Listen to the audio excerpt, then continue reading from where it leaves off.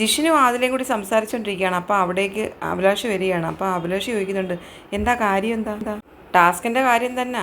അപ്പോൾ അഭിലാഷ് പറയാം, ഞാനത് ശരിക്കും പറയട്ടെ എന്താ സംഭവിച്ചതെന്ന്. ഞാൻ സത്യത്തിൽ അത് കാണിച്ചു, അത് അവൾ കണ്ടില്ല, ഇവൻ ടി വി കൂടെ കണ്ടതായിരിക്കും, അതാണ് പറ്റിയെന്ന് അഭിലാഷ് സത്യം പറയുകയാണ്. ജിസയിലോട്ടുള്ള വഴക്കിൻ്റെ കാര്യം പറയുക.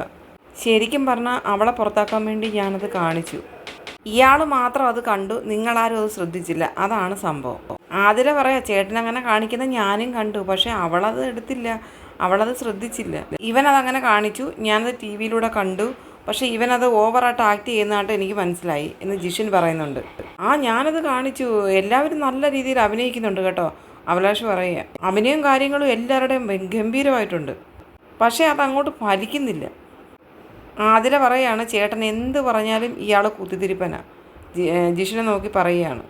ജിഷിൻ അന്നേരം പറയുകയാണ്, ആയിക്കോട്ടെ, അതിനെന്താണെന്ന്, ഇനി ആ ഒരു പേരും കൂടെ അല്ലേ ഇടാനായിട്ടുള്ളൂ ഇവിടെ.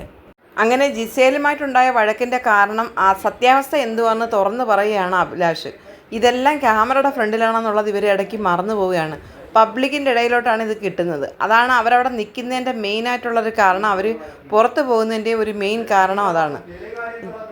കളിയിൽ കള്ളത്തരം കാണിക്കത്തില്ല, ജീവിതത്തിൽ കള്ളത്തരം കാണിക്കത്തില്ലെന്നാണ് ജിസേലിനോട് അഭിലാഷ് കുറച്ച് മുന്നേ പറഞ്ഞത്. പക്ഷേ അഭിലാഷ് കാണിച്ചത് കള്ളത്തരമാണെന്ന് അഭിലാഷ് തന്നെ ഈ ക്യാമറയുടെ ഫ്രണ്ടിൽ വീണ്ടും പറയുകയാണ്. അപ്പം അഭിലാഷിന് യഥാർത്ഥത്തിലുള്ള നിലപാട് എന്താണ്? പ്രേക്ഷകരായ നിങ്ങളുടെ അഭിപ്രായം കമൻറ്റായി രേഖപ്പെടുത്താൻ മറക്കരുത്. മറ്റൊരു ലൈവ് അപ്ഡേറ്റ്സുമായി വീണ്ടും കാണാം.